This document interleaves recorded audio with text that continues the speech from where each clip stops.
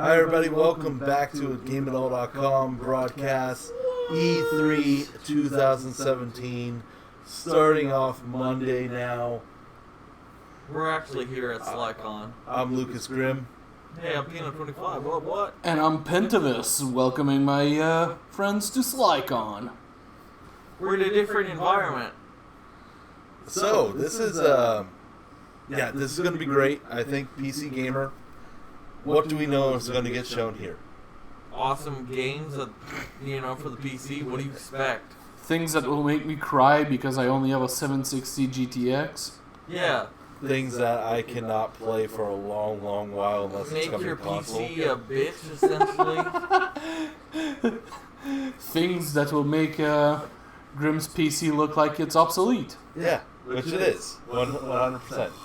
We know there's going to be a big push for VR. It makes your PC look like a pussy. Yes. So this is where we're going to get the big push for VR at this show. Because VR is a big friggin' thing right now. And especially for PC. And that's what we're going to see. Already we're seeing stuff like Bridge Crew show up in the pre-shows. So it's going to be a thing for this. We already know, one thing we also know, there's going to be a new XCOM 2 content being announced at the show. Yep. I'm excited for that. XCOM 2 because it's XCOM. It's XCOM. I love XCOM. I'm like huge fan of that game. So that's going to be there. Aside from that, it's very little that's been fully announced for the Well, they never show anything for PC Game Show. No, they never do, and that's their thing. Gabe Newell shows up, says Half-Life 3, drops the mic, walks away. Yeah, just tells everyone to fuck off. Yeah, It's where it's like, at. we finally did it. There you go. Enjoy. You have to buy a Vive. Oh, it's going to be VR only. Yeah, you have to buy a Vive to get your Half-Life 3. Yeah, I could see that. I could see that being a thing. Like, more so than you believe. We could be joking about it, but it's just going to happen. Like, it's just one of those things where people have been asking for it for so long. Like, Portal 3, Half-Life 3... Those are like two of the big demanded games on from Valve. And it would just be hilarious to see Gabe show up, drop the announcement, drop the mic, and just walk away. No details, nothing more. Just dropping the bomb. God, I drank too much. We just started. We just started the day and they're already at... Yeah, but isn't that what makes E3 special? This is exactly what makes E3 special. Little insight for those who don't know.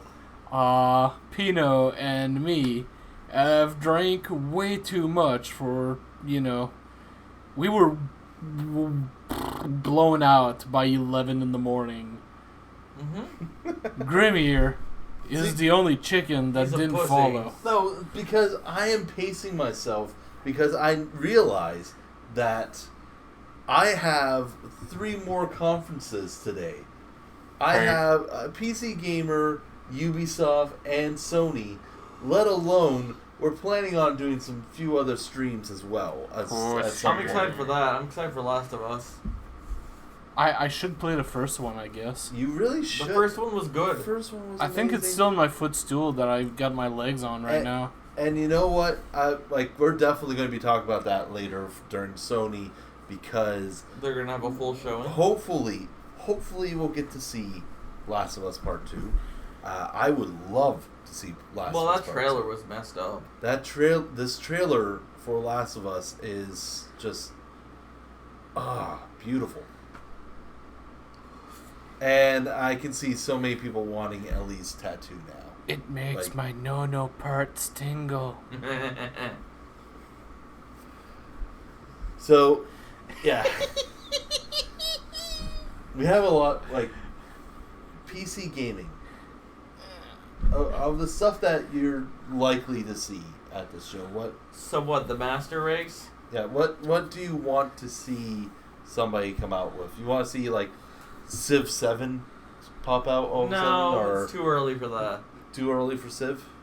Yeah. Maybe we're gonna see more Dawn of War 3 is already out. Never mind. That came Yeah, out. Dawn of War 3 already came out. Maybe we're gonna see Maybe. an 1180 Probably. from Nvidia. Because NVIDIA, I believe, is hosting the show. I don't- No, Intel is. Intel's. I don't think we're gonna get hardware. No hardware. I think they're probably going to stick. PC gamers probably going to stick with PC gaming. You I don't know. Last year, didn't they show like the AMD Ryzen? Well, yeah, they had a AMD whole Ryzen kerfuffle. Yeah, they they're showed the doing RX Intel, 480. No? they've already announced the i9, but you know, I don't know then. hard to say. Either way, I think it's going to be a good show. Don't know what to expect here.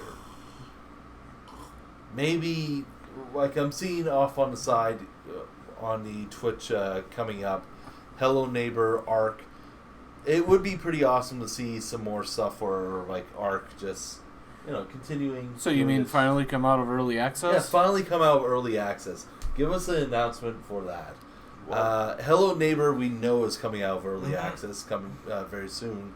Isn't also Hello Neighbor coming- that one where you have to creep on your neighbor and not get captured by your neighbor? Yeah, he's part of like some satanic cult or something. Okay, Yeah, something like that. I've seen it. It looks great.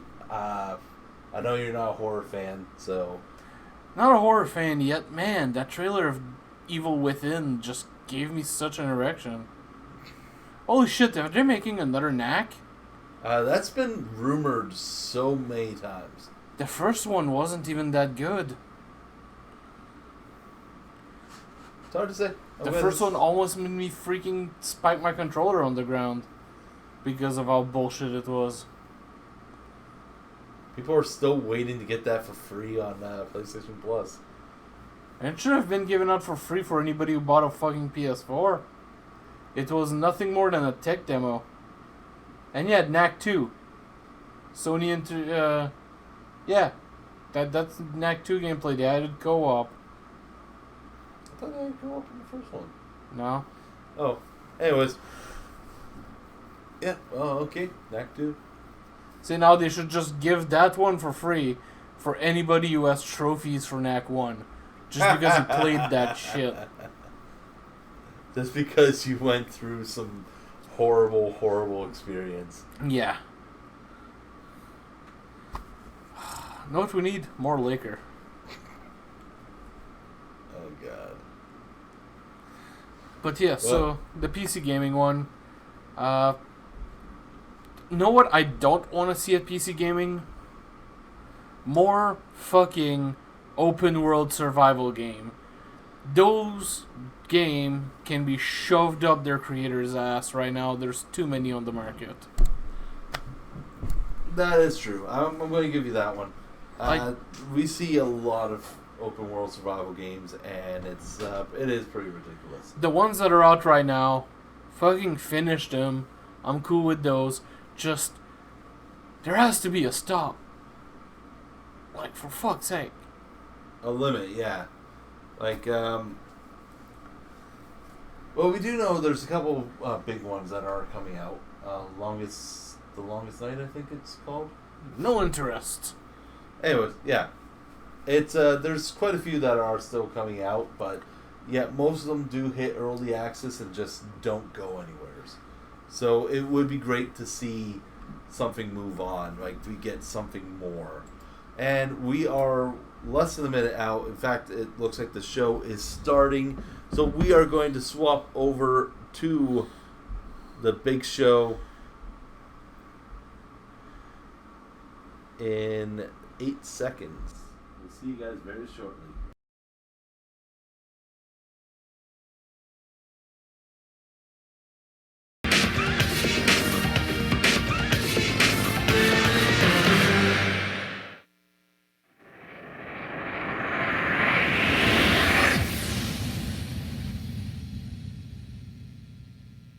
Why do we call it the personal computer?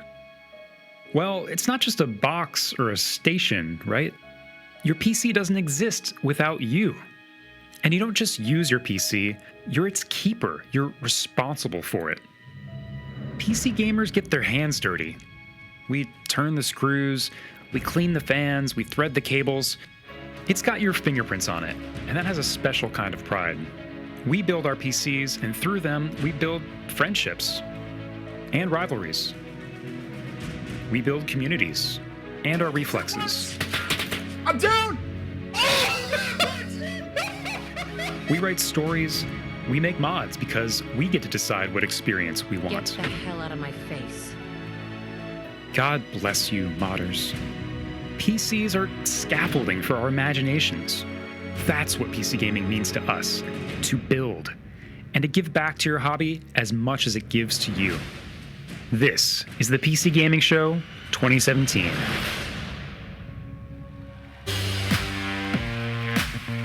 Ladies and gentlemen, boys and girls, and lovers of games all over the place, this is the PC Gaming Show sponsored by Intel. How are you all doing this fine morning? Ah, yes. You're doing woo. That's excellent. I'm your host, Sean Day9 Plot, and if you have never been to this show before, it's simple. We have a slew of incredible guests who are going to talk about all their upcoming games, one after the other. So, I'd like to warmly welcome all of you for coming out to the beautiful Ace Hotel Theater in downtown Los Angeles. Twitch chat, it's a pleasure to have you here. I know that you're currently being productive and constructive in chat right now. Now, if you're interested in watching in another language, over at PCGamingShow.com, we have German, Spanish, Russian, Chinese. Feel free to head there, or stay right here for English coverage. And without any further ado, let's find out what's happening this year at the PC Gaming Show. This is the PC Gaming Show, live from the theater at Ace Hotel in downtown Los Angeles, California. Coming up, Intel explores the future of PC gaming. New announcements from Xbox.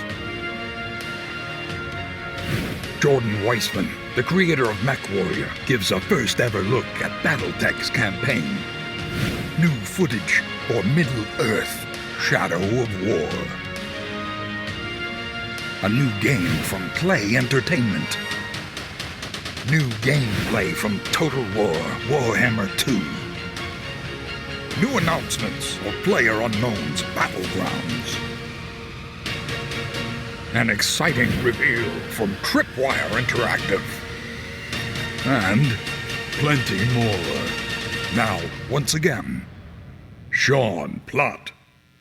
Thank you so much, evil omnipotent voice in the sky.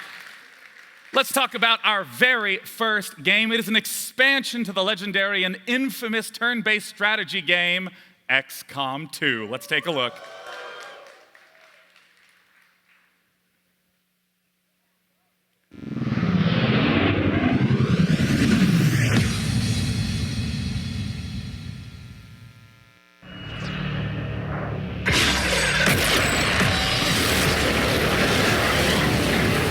You're not supposed to be here.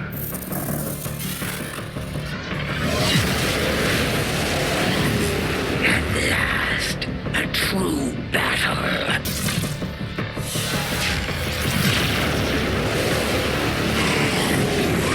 If only you knew the truth.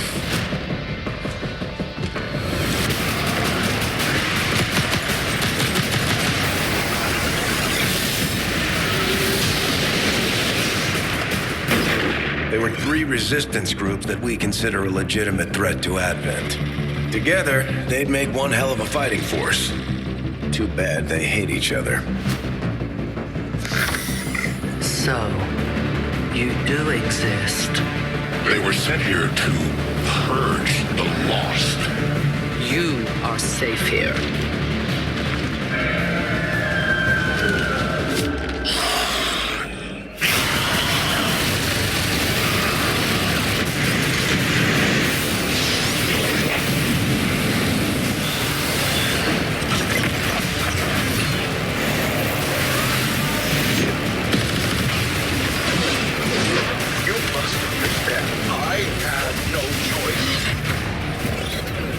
would be good.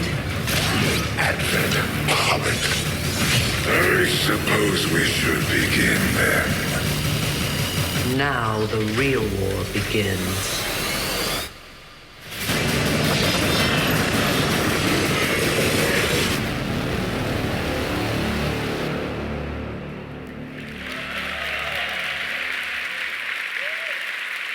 Here with me to talk about XCOM 2 War of the Chosen is the creative director of XCOM 2 over at Firaxis, Jake Solomon. Pleasure to have you here today. This is very exciting. We finally get to talk about this. So yes, I'm very pumped. Thank you for having us. Well then tell us, what is War of the Chosen all about? Well, so the goal with this game really was to make something massive. So we added a ton of new enemies, lots of new soldier classes, new environments, story, strategy systems, just tons of new toys for players to engage with. And I understand that it's an expansion that's even larger than any of the ones you've done previously. Yeah, easily twice the size of the previous XCOM expansion. It is massive. Well, let's go ahead and start talking about some of the content that's in there. Who are the Chosen? The Chosen, right? You saw them, they starred in the trailer. So they were designed to be the ultimate enemies of XCOM. They are three almost champions of the alien army. And they have three very distinct personalities and three very distinct fighting styles. And the player is going to get to know those very well because over the course of a whole game, they're going to fight each of those Chosen multiple times. And the Chosen, just like the player, they get stronger over the course of the game. They learn new skills, new abilities. They even gain new procedural strengths that the player is going to have to contend with. So in a sense, it's not like a normal enemy where you might see a Chosen in one battle and a Chosen in the next. It will be the same Chosen again and again and again, getting new strengths. That's right. And so they always have something new up their sleeve because they're always learning sort of new tricks. Well, you mentioned the personalities of the different Chosen. Yeah. Walk me through who the Chosen are and what these strengths and weaknesses might be. Yeah, so for example, there's the assassin, and her personality is tied up in duty and honor. She feels very honor-bound to serve her masters, her creators, and she does that, of course, by hunting down XCOM and killing soldiers, you know. A natural expression of identity. We're bringing back some familiar elements from earlier games, yes. Yeah. But combat-wise, she's a mix of stealth and close-quarters combat, so she can vanish from sight, and she uses that to get in close on the soldiers and use her blade. So, like the other Chosen, she's very powerful, and she has a sort of unique fighting style that the player hasn't seen before. And we've talked about this new obstacle in the form of the Chosen. You know, mentioned the assassin. Who are the other two? There's the hunter, that's more of a long-range sniper. Yeah. And then we have the warlock, which is, you know, a warlock. So, doesn't he look like a warlock? So yeah, they all have very unique skill sets, and so it's fun to fight each of them. What about the new tools that players have in order to try to overcome this obstacle of the Chosen? Yes, so as you saw in the trailer, XCOM is not the only resistance movement on Earth. So in War of the Chosen, you have these three factions out there, and like the Chosen, they all have distinct philosophies and distinct fighting styles. But for the player to get access to those, first they have to win those factions over. They have to recruit them to the XCOM cause. But when you do, you have access to the most powerful soldiers we've ever created. So and we're taking a look at the Reaper right now. What's the gameplay of the Reaper? That's right, the Reapers. So they are sort of stealth marksmen and saboteurs. Then we have the Skirmishers, which are actually defectors from the alien army. Oh, that makes sense with the art style. Yeah, yeah. Look at those fingers. Yeah, so they're half alien human hybrids, and they're sort of like single soldier wrecking crews. They're really powerful. And then we have the Templars, and they're the most mysterious of the factions. They are psionic wildlings, and they work a little differently because they build up power over multiple attacks that they can then unleash in more devastating abilities. So it's sort of like a mini resource management mechanic specifically for the Templar. It definitely is. There's trade-offs there where as they gain focus, you either want to keep it because it makes them stronger, or you can spend it on these really powerful abilities. Now, in the trailer, we got the chance to briefly look at the Lost. And though we didn't see them too much, I wanted to get the chance for you to talk about them a little more now. Who are they? Right. So the Lost, this comes out of the idea that the original alien invasion happened 20 years ago.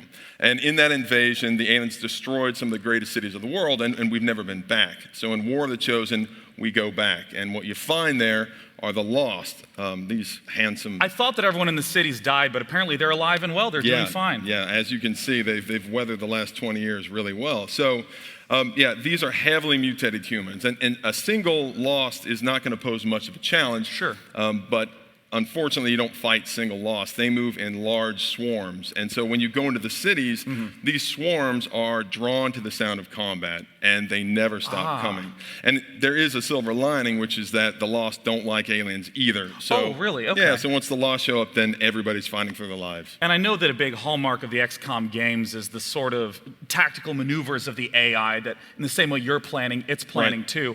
But the lost behave quite differently. Yeah, they're mindless. So the idea is that you have this tactical combat going on against you versus the Advent, the aliens, and then all of a sudden this horde shows up and it throws everybody's plans out of whack. And then you can even have maps where there are chosen, lost, you're fighting the Advent at the same time. It makes for some very, very beautiful chaos. It is definitely unlike any other XCOM missions you've played. Well, Jake, you're the first guest out, so I'm going to ask you the big question. Okay. When do we get to play it? We get to play this. War of the Chosen comes out August 29th, so very soon. Just 2 months. That's right, very soon on PC, Xbox One, and PS4. So people should follow XCOM on Twitter and Facebook if they want to keep up with all the latest XCOM information. And Jake didn't want to do this, but I'm going to make him do it. Follow Jake on Twitter. It's at Solomon Jake. Follow him, say hello, and tell him you're proud to be a follower. Yes, please. Thank you. I don't like self-promotion. Don't worry, I got you covered. I at paid Jake Sean Solomon. for that. Thank you. It's at Jake Solomon. At Jake Solomon. Thanks so much for joining me today. Jake Solomon, creative director of XCOM 2. Thank you. Thanks. Now, as some of you may know, I am not the only host at this event. Joining me to do all sorts of announcement goodies is a woman named Sonia Reed, but you may know her a little better as OMG, It's Firefox. How's it going, Sonia? Hi. Thank you, Sean, and hello, you beautiful gamers. And whether you are checking us out online or you're hanging out with us here today, I am super excited to be here and show you guys some awesome games. And you know what? I'm not going to wait. We're just going to get right into it. I want to show you a game called Ooblets. It is going to be coming out early next year, and it is from an impressive studio of only 2 people called Glumberlands. So it's kind of a mashup between Harvest Moon meets Pokemon meets Adventure Time, but even cuter, if you can imagine that. So I'm going to show you how to grow and customize your Ooblets in this exclusive trailer.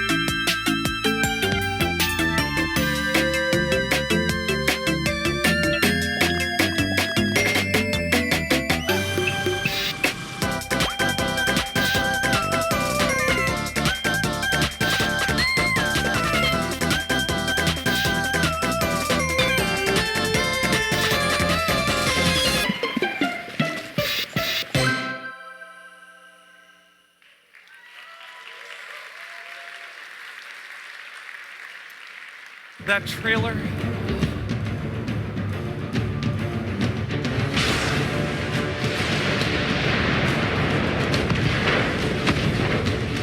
I'm on him.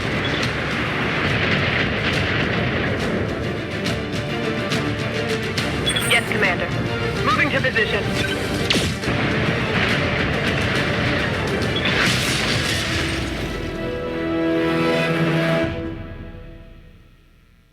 That Ooblets trailer makes me oh so happy, and the previous one you just got the chance to see is the old school tabletop game Battletech, distilled into its purest form on PC. And here to talk about it from Harebrained Schemes is Jordan Wiseman and Mitch Gittleman. Welcome, gentlemen. It's a pleasure to have you up on stage. Thank you very much. Woo! Yes, that's the spirit. Oh, hell yeah. Now, there's been a lot of games based on Battletech. Tell us about this incarnation. By all means, Battletech is a modern, turn-based tactical game set within the MechWarrior universe. There's going to be 3 modes of play: a single-player skirmish, a multiplayer skirmish, and then our open-ended mercenary campaign.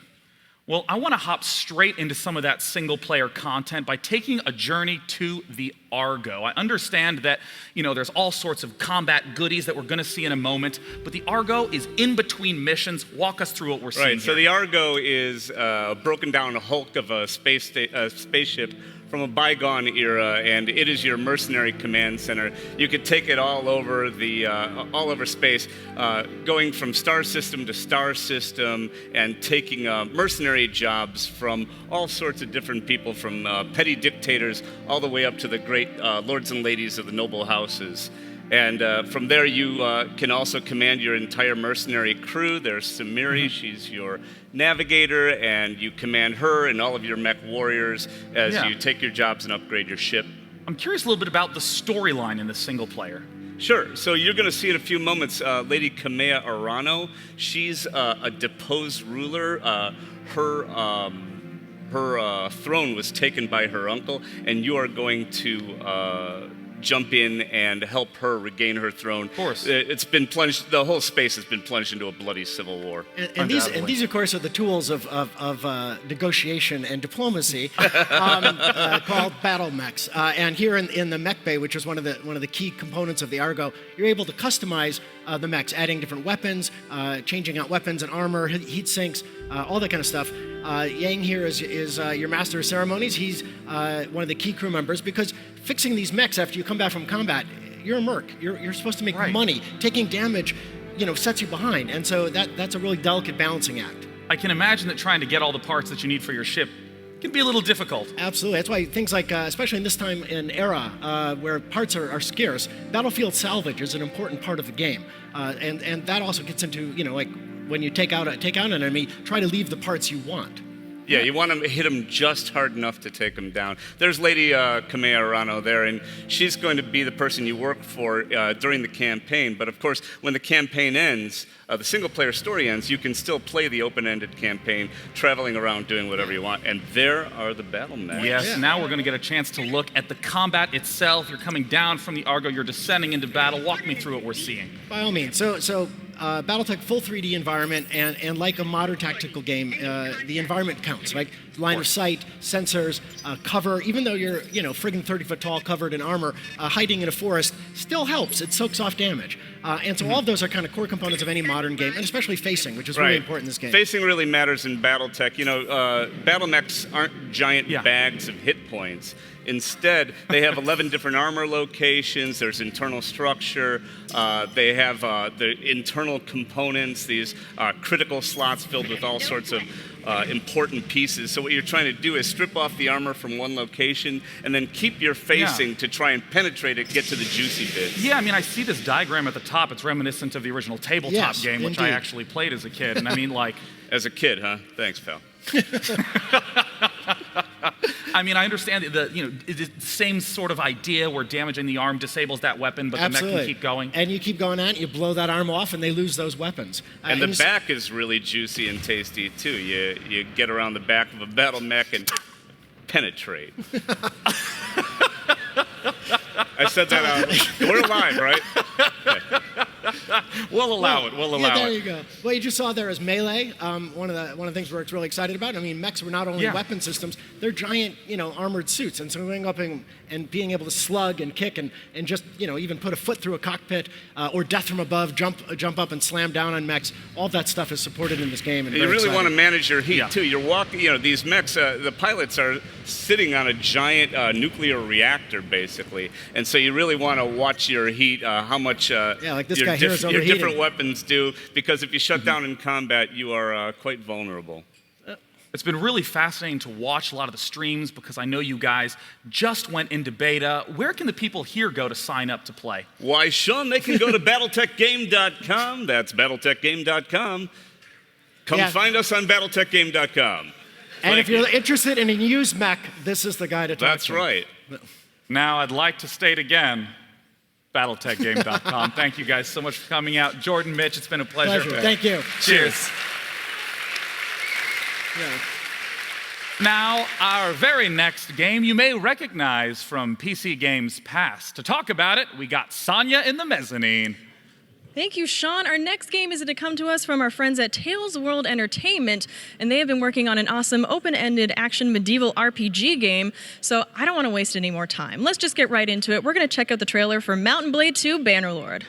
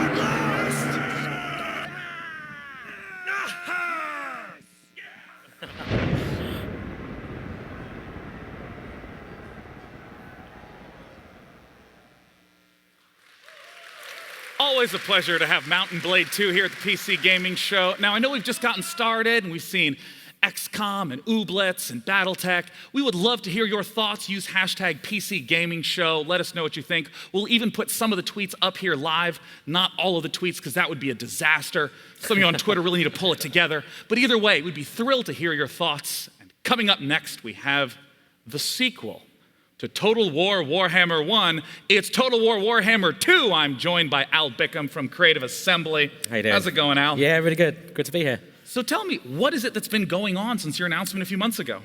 Quite a lot, really. I mean, this is we're working on the second game in our trilogy. It's going to be every bit as big as the first game, but we're layering on. We're sort of doubling down on all the stuff that made the first game so fun, which is real diversification between the factions and a whole range of new kind of gameplay extras in the campaign game as well. So 4 new factions set across 4 new continents. There's 4 new factions, is there? Yep, 4 new factions, yep. I thought there were 2 big ones we were talking about. No, well, we're focusing on the High Elves and the Lizard Men at the moment. Yeah. But there's the Dark Elves as well, and another 4th race, which we have yet to announce. Oh, you tease. I know, terrible, isn't it? Well, Al, talk to us a little bit about the High Elves and the Lizard Men. Right, so they're both essentially working towards the same goal in the campaign game, which is to heal the Great Vortex, which is a sort of unique feature of the campaign map, which ties the whole narrative of the game together. Right. But even those in the Warhammer world with the same aims will inevitably come to blows at some point. So that's what we'll be showing today. And we're going to be looking at what is called a quest battle between the High Elves and the Lizard Men. Walk us through a little bit of what we're about to see. Okay, so this is we're about to show some footage from a quest battle for Krokgar, who's one of the legendary lords for the Lizard Men, and this is one of his quest battles, and it's the battle for the Fallen Gates. So you'll see the massed Lizard Man forces trying to oust the High Elves as they try and they're sort of meddling in an ancient power site of the Lizard Men. Well, I'm very excited to take a look. It's going to be some in-game footage from the Battle of the Fallen Gates.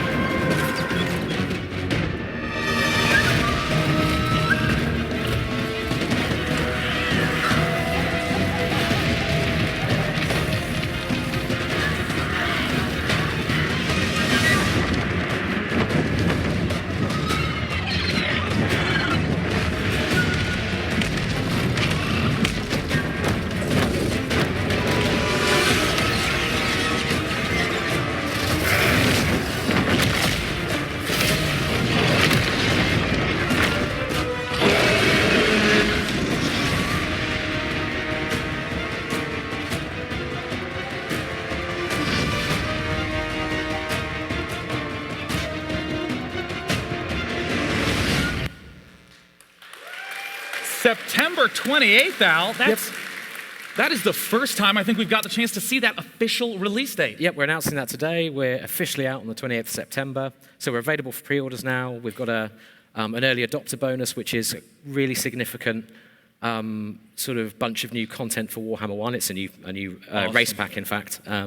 So yeah, we're out this year. Well, I want to take a step back, and I want to have you talk a little bit about what it was that we just saw in the Battle of the Fallen Gates. Right, so as I mentioned, this is a quest battle, and this is the Lizardmen versus the High Elves. Right. And this is what we've got playable here at E3 this week. So you'll be able to take control of the Lizardmen in that battle and experience that immense diversity and all the crazy stuff that's going on in their army, because they're essentially an army of ancient spacefaring dinosaurs. And they, small dinosaurs that ride big dinosaurs with Aztec space lasers, and it's playing with Warhammer. It's just dinosaurs all the way down. All the way up and all the way down. Yeah. So and Warhammer gives us these toys to play with, to make the game with. It's awesome. Well, backing out of the battle, I know that the campaign map in Total War Warhammer was a big hit. What's going on with the campaign level in Warhammer 2? So in Warhammer 2, we've got a ton of new campaign features which lead you to kind of explore and discover and gain new abilities and that kind of stuff. And it's all based around a sort of overarching narrative, so all the races are in tension right until the end. But we're also, shortly after launch, we're also releasing a free update for the game, which will bring the combined campaign map into play, which is the landmass from Warhammer 1 and Warhammer 2 together in a gigantic campaign map where you can play any of the races that you own from both games, yeah. Well, I understand you have presence here at E3, not just in this show, but also on the floor. What are players going to get the chance to play there? Yep, so they can play the Battle of the Fallen Gates. We've got 2 difficulty modes, so a kind of starter difficulty mode and a veterans difficulty mode. And they'll also get to see, we're also rolling, when you play it, you'll see the actual campaign map as well. We've put a video together that details loads of the new features in the campaign map, so you can actually see that in action as well. So if you get a chance, go play. It's really good fun. Well, Al, I want to thank you for coming out and talking to us today about pleasure. Total War Warhammer 2.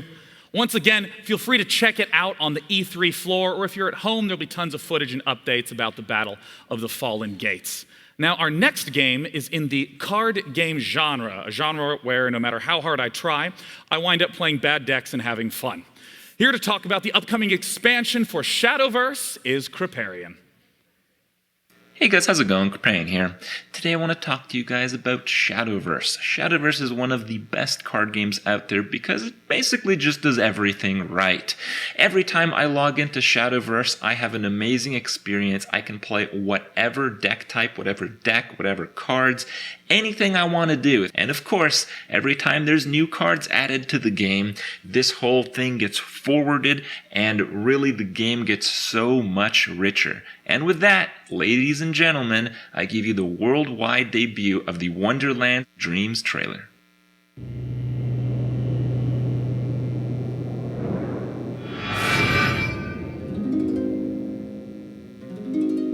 I have a book for thee like no other.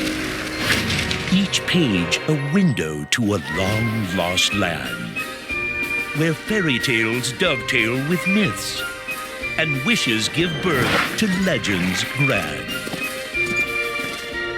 Knights and dragons, or wistful love. Within this book, all ambitions bloom. But be warned, my fickle friend. A dark abyss awaits us all.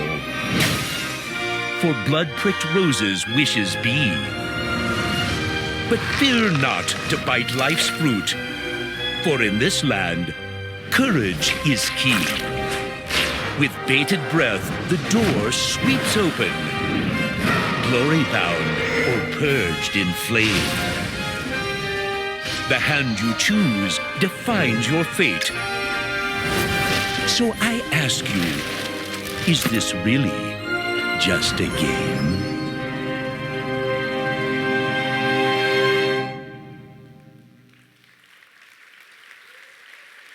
Thank you, Cygames, and thank you, Krip. As you know, technology is an extremely important component to games, especially with the ever-increasing power of hardware and with new demands coming from VR. Here to talk a little bit about tech in games is the leader of the software development group at Intel. It's Doug Fisher. Doug, come on out. How you doing, Sean? Hey, thanks for joining us, Doug. It's great to be here. I want to thank you, Doug, for coming out, and of course, thanks to Intel for sponsoring this event. We really appreciate it. It means a lot to us. And since Doug has a whole bunch of exciting stuff to say, I'm going to give the stage to Doug. Goodbye. Hey, good morning, everyone. I am very excited to be here. And I'm very excited to talk to the PC gaming community about all the announcements we made this morning from Intel. I'm a software guy, you're the gamers. All these announcements are very relevant to everything we do. 2016 was an amazing year by all measures in gaming. Look at the number of live streams in Twitch, over 2 million new live streams, over 300 million esports enthusiasts, and look at the growth in VR. 2017 is going to be even more amazing. And why? Because of you. It's because of you in this room, the PC gamers. It's because of you on the broadcast. You are the ones that bring the innovation that we create. You drive us to innovate. You are on the edge of technology all the time with you. You have that instinct on what the new capabilities are that we need to deliver. And then you have this amazing, inclusive, and social environment. Young, old, male, female, tech, non-tech, millions of people getting together, inspiring each other to immerse themselves in this environment. Now, it starts at Intel with amazing hardware technology. We've talked about the launch we had 2 weeks ago of our X Series platforms.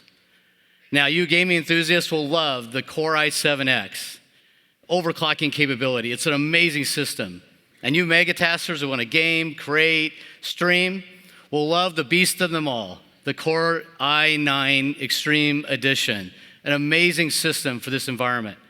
Now, as a software person, I love this environment. I love this hardware. Because why?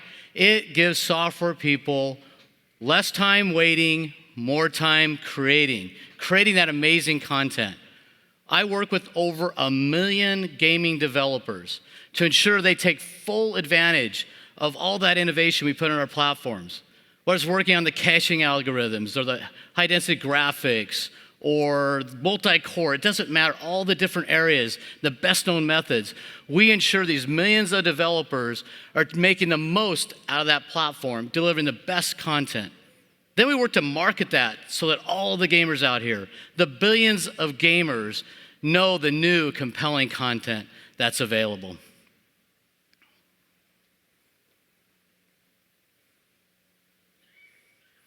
And this is just an example of some of the titles we work with. I'm sure you recognize a lot of these titles. These are just a few examples, whether it's Halo Wars 2 or Overwatch, or in the VR space, where it's Arizona Sunshine or The Unspoken.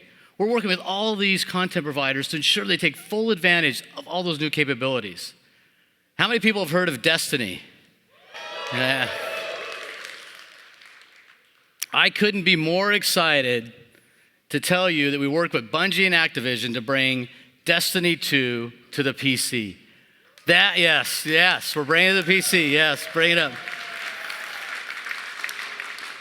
That experience is absolutely amazing. And I can't think of a better person to talk about how amazing that experience is than the full-time live Twitch streamer and YouTube broadcaster. Welcome on stage, Tefty Teft. Hey, Tefty. Hey, Doug. How you doing? Good. Great to see you. Thank you. I'm honored to be here. So you really do live, eat, breathe, sleep, dream Destiny. I do. I play a lot of Destiny. I've got thousands of hours, hundreds of raids completions. I've built my community around Destiny on Twitch, and I'm a co-host for one of the founding co-hosts of Destiny Community Podcast, one of the biggest podcasts specifically for Destiny. So I know a lot about Destiny, and I play a lot of it. That's great. And so when you play it, have you experienced it on the PC yet? I have, yeah. I got to play it at the event. I got to say, the PC experience is amazing. As somebody who's played a lot of hours in Destiny, everybody knows, how is it going to transfer? How's the experience going to go from console to PC? Are they going to actually be able to deliver? And I can say 100% sure that the PC experience is incredible. When I got to play it, I was blown away. I popped Dawnblade, using mouse and keyboard, and rain and fire from above. It was amazing. You guys, if you're a fan of Destiny, you're going to love Destiny 2. That's awesome. Yeah. So, is anybody out here going to be able to participate and play with this? Oh yeah, absolutely. It's going to be on the it's going to be on the show floor. The other thing too is they've got tons of PC support as well that's being added to it. So 4K is going to be beautiful looking. It's got 21:9 ratio, uncapped frame rates. I mean, for me personally, I'm going to be looking at pushing 144 or higher for FPS because it's going to be so nice. And yes, absolutely. On top of that, Bungie has told me something specific that is exciting for the high CPU core count chips. They are optimizing the engine so it will take advantage of all the cores in your CPU. So if you do have an i9 Extreme, which, hey, maybe hook me up. If you have an i9 Extreme, it will be able to take advantage of all those cores. That's great. As an enthusiast, PC enthusiast myself, I'm very excited about that potential for Destiny 2. I can't wait to run it out maxed with as many frames as possible. Well, fantastic. You guys all have a chance to take a look at it. Maybe you and I can play later today. That'd be great. All right. It's good. It's going to be on the E3 show floor. So fantastic. Yeah. Thank you very much. Thank you. Shefty. Appreciate it, All Doug. Big hand.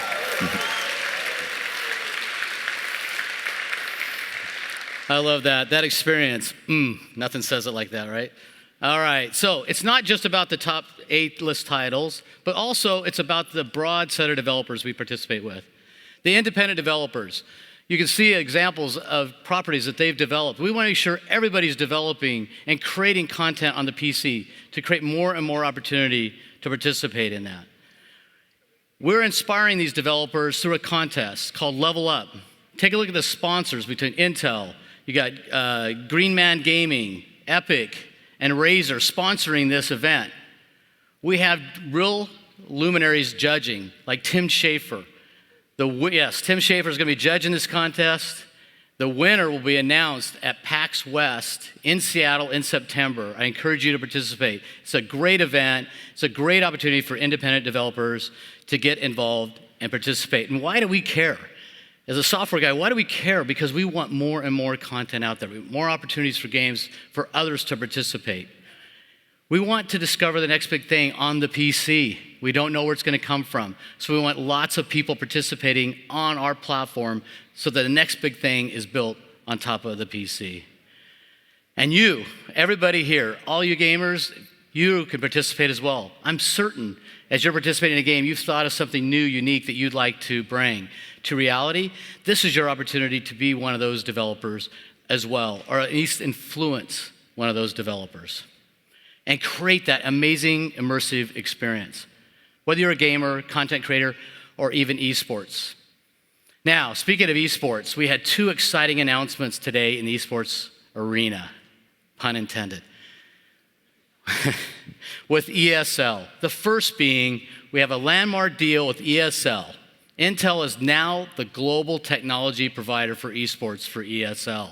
That's great news for everybody in the gaming community because the latest technology will be used for the events, for the studios, the back-end operations, and the streaming capabilities during the event. You'll have the latest technology at those events. Now, the thing I love about sports, and I'm a traditional sports admirer as well, is they have this tradition around these things called a Grand Slam, whether it's tennis, golf, rugby. They have a Grand Slam. And there's no reason we can't have that in esports. And that's why we're excited with Oculus, ESL, and Intel are sponsoring the Grand Slam event, Intel Grand Slam. And all these leagues getting together, and the first team to win 4 of the 10 events will be the Grand Slam winner. They'll collect their traditional prize, but in addition, they'll get another $1 million bonus for being the Grand Slam winner. $1 million. All right. I was so excited about the announcement today around Echo Arena. They've taken this property and now are making it VR multiplayer. Do you guys see that announcement today? It's so great. They're creating the multiplayer VR experience and bringing it to life in this platform. We're so excited about it at Intel, and we want so many people to start participating with it. We are sponsoring a deal in conjunction with Oculus to make this available with Oculus free of charge for limited time at launch. So all of you can play with this game free of charge starting July 20th. And you now can participate, learn, and become an expert in VR gaming. Now, I know when you become an expert, what do you want to do? You want to showcase those skills. Wouldn't it be awesome if you had an opportunity to showcase those skills? That's why we're super excited to work together to create the VR Challenge. With Intel, Oculus, and ESL, we're creating the VR Challenge. It's a virtual challenge in the VR arena. And everybody's going to compete, and the end of it's going to be in Poland at the Intel Extreme Masters, where the finals will be in 2018. Book your tickets now. It's going to be a crazy event. Now, I know everybody likes a challenge. Everybody's excited about challenges. I'm going to give you a challenge all here today. Just participate in at Intel Gaming. Follow at Intel Gaming, and you'll have a chance by participating there to win one of 3 great prizes, one from Oculus, one from Asus, and one from iBuyPower. You'll have a chance to win one of these prizes just by participating in this challenge. And don't dismay, all those will have Core i7 in the systems. So it's a great opportunity to play, participate, and bring up that challenge. So the future is here now, the future of gaming. You can just feel it growing and growing. You see the immersive capabilities. And why is that happening? Because we have amazing Intel hardware. As a software person, that helps me participate in creating amazing and compelling content and those new immersive experiences we all want to have. So the realm of possibilities are here now. An example of that is VR. So I'm stepping away now. I'm going to go up and look at the Echo platform, Echo Arena, and see how it goes, and I'll be back in a minute. So Sean? Thank you, Doug. It was a pleasure to have you. Thanks for all the great announcements. And of course, thanks again to Intel for sponsoring this event. Keep in mind, if you look at the time, we're not even halfway done yet. We have all sorts of games still yet to be announced. So let's go ahead and look at what's to come. You're watching the PC Gaming Show. Coming up, Brendan Green joins us to talk about the future of his smash hit, PlayerUnknown's Battlegrounds. And a new game from Play Entertainment. Back to you, Sean. No, it should be to Sonya. Hate to say it, these guys are actually putting me to sleep. I know. Time to take a look at an upcoming game up in the mezzanine with Sonya. How's it going, Sonya? Thank you, Sean. So, as a Firefox, this is a game that pulls on my heartstrings and does not let go, and I just want to hear more about it. And luckily, I've got the perfect person to talk to today.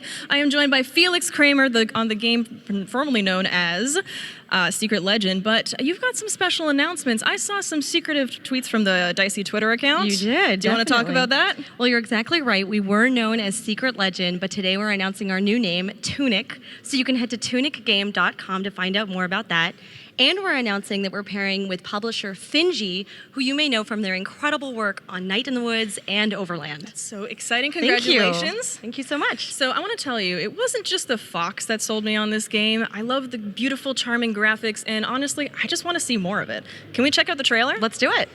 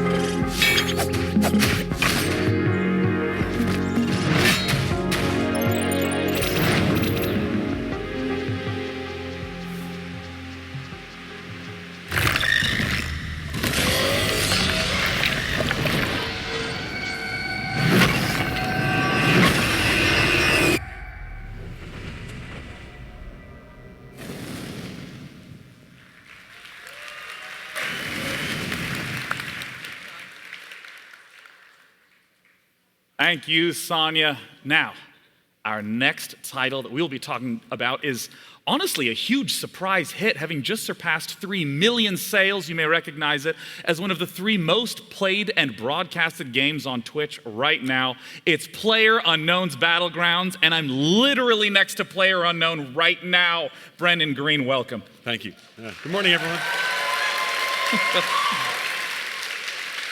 Yeah. Thank you. I gotta say, it has been amazing to see the runaway success of your game. What's it been like for you? It's been immense. I mean, really, the reaction we've got from players and content creators has been tremendous, and I want to say thank you to everyone for that. It's been great. And thank you for the experiences, both of the joy of winning and the, well, I guess the joy of a bullet flying through my head out of nowhere, and I'll never know why. You got to learn to love the salt. Love it. Well, I understand that even though a lot of people treat the game almost as a full release right now, it's still technically not released yet, and there's a whole lot more to come. Talk to us a little bit about what's in store. So we have, our focus at the moment is to sort of stabilize the game, get the servers up to spec, but also we have, 2D, 3D replays planned for in-game replays. We have new weapons coming every month. So yeah, but our current focus is really just get the game competitive and stable. So suddenly fences are no longer the most impossible object in the game. You can climb over them. Yeah. So our content programmer Marek, he's done a really great job getting this system to be dynamic. So it doesn't matter what object you're in front of, you'll jump or vault over it. Yeah, so in terms of jumping and vaulting, is it?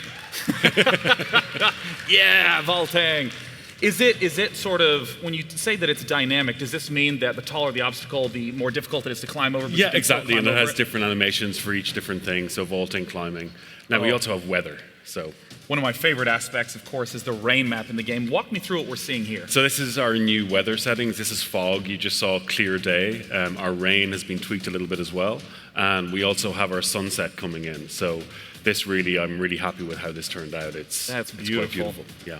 And what is the impact on gameplay of these types of things with weather? It just changed dynamic. Oh, so this is... Oh, a new gun. Yes. This is the OTS Groza. It's a 7.62 bullpup, super powerful, crate only. Yeah, it's going to be a beast. Is it a short range, long range? Where's short to medium, it's going to be a beast. It's going to be super powerful. Yeah. And then long range, it'll work as well. And I remember before you came on the show, I asked, why did you put that gun in? And I think your answer was... It just looks cool. It looks cool. Yeah. It's like we wanted to add a bullpup and we wanted to add something else to the 7.62 class. And this is a Spetsnaz weapon. It just looks great. It looks cool. As good as a reason as any, honestly. I want to come back to the weather effects. Obviously, they look beautiful. What are some of the impacts that you've seen on the gameplay with the new weather effects? Well, it's just going to change the way you play. So it's not necessarily going to be, you're going to be sniping all the time. With the foggy weather, you're going to have to choose a more kind of CBQ type play style. But it's just, again, to give you a bit of variety and make every game kind of different. You've talked a little bit about what we've seen in the video, but talk to me about long term. What's far down the line for PlayerUnknown's Battlegrounds? So again, we want to finish out the platform and make it a good platform for all kind of game modes. We will have modding down the line as well. And it's just creating a stable platform. That's our aim here. I understand that you're also working on new maps. Yeah, so we have 2 new maps coming, one based in Peru, a desert map with sort of ruined cities with sandstorms and stuff. That's awesome. Yeah, and then this other one in the Adriatic, so it has even a ruined cosmodrome in the center of the map with like snowfall, and I'm excited. That's awesome. Yeah. And I know that you've been super involved with the community of regular players. What's in store for those people playing the game right now? So as I said, we have our custom games. We have the 3D replays, which I'm really excited about because it allows you to watch your match back in the engine with the free cam and slow motion and stuff like that. Which is great for content creators. Exactly, right? So you can content creators, yeah. Yeah, and it'll just give you a new way to create like machinimas and stuff like that within the game. Yeah. And the last thing I want to bring up, because you were mentioning this a lot before you came on, you have all sorts of stability and performance fixes incoming. Yeah, so like our focus this month is on our server performance and really getting that stable, because at the moment the servers aren't performing the best they could. So last month our team's focus was on client performance, and we improved that broadly for a lot of people. And this month it's on server, so they've already found a lot of things to fix, and I'm excited. That's great. I'm sure players will completely stop blaming anything on the game at that point. Right. They will accept responsibility for those losses then. Well, to PlayerUnknown himself, Brendan, thank you so much for coming out to talk about it. It's a pleasure. Thank you, everyone. As As we get ourselves set up for the next game, we're going to head to the mezzanine with Sonia for a little bit of a giveaway. Thank you, Sean. Sean is pretty cool, right? But you know what's a little bit cooler? A free PC. We're going to be giving away a badass PC from our friends at Intel. This bad boy is going to be rocking an i7 7700K processor. There's a lot of sevens in there, and it's going to be running a NVIDIA GTX 1080. It is worth more than $2,500, so if you want a chance to win, head over to PCGamingShow.com/giveaway and put in your information. Good luck, and back to you, Sean. Thank you, Sonia. And I am pretty cool, right? Jesus, thanks, audience. Woo! I didn't realize you could pinpoint the exact time and date a career died, but we still have all sorts of great stuff in store for you. Our next guest you may recognize from PC gaming shows past. Tripwire Interactive is back with a slew of games to talk about, and I'm joined by creative director Bill Monk. Pleasure to have you, Bill. Hey, thanks for having me, man. Good to have you back. Thank you. Thank you. As always. All right. You guys have been busy. Congratulations on the recent release of Rising Storm 2. Yeah, absolutely. It's a realism FPS. We just released it 2 weeks ago, and the fan reaction's been really positive. Really happy about that, and we want to thank everyone who was part of the beta phases that helped shape the game in a real positive way. And be sure to check out the Trello boards, see what we're up to, and we're actually already really busy working on some new content, so stay tuned. That's amazing. I mean, I know so many people know you from Killing Floor 2, but especially this year, there's so much to talk about. I mean, last year you announced Killing Floor, Incursion, the VR Killing Floor. How's that been going? Oh, that's been going awesome. You know, Incursion's one of the second phase, game or second wave games to come out for VR, and we've learned a lot. And we're really, really excited. We think we have one of the best products that's going to come out later this year. It's scary as hell. You can play it I don't know if I could handle single it. player and co-op, and we're really excited to release it. So stay tuned on that. That's awesome. Now, the big thing I know you wanted to talk about today was a little bit of content coming down the line for your big game, Killing Floor 2. Tell us a little bit about that. Yeah, absolutely. So, when we released Killing Floor 1, one of the things that really put us on the map was our time seasonal events. Right. And when we released Killing Floor 2, people were always clamoring and asking, well, when are you guys going to do that for Killing Floor 2? Reasonable enough. Well, we're super happy to announce the Summer Sideshow coming out this year. Well, I'm eager to show everyone this footage. This trailer makes me laugh every time. Let's go ahead and take a look at Killing Floor 2's Summer Sideshow. Ladies and gentlemen, welcome to the Tragic Kingdom Amusement Park. Come on down and play Find Mini Pukey, Feed the Pound, Dunk the Float, and Pop the What? Was that a real head? Trade for festive clown makeup, colorful hats, and dozens of other items. Carnival rewards are only available for a limited time. See the adorable pinhead and marvel at the mighty strong pound. What is wrong with him? Hear the bearded beauty, the siren from Fiji. I think I'm gonna be sick. Backed by popular demand. Come see Pukey the Clown and the Monkey Man. Why does the monkey have a chainsaw? Find romance in the Tunnel of Love.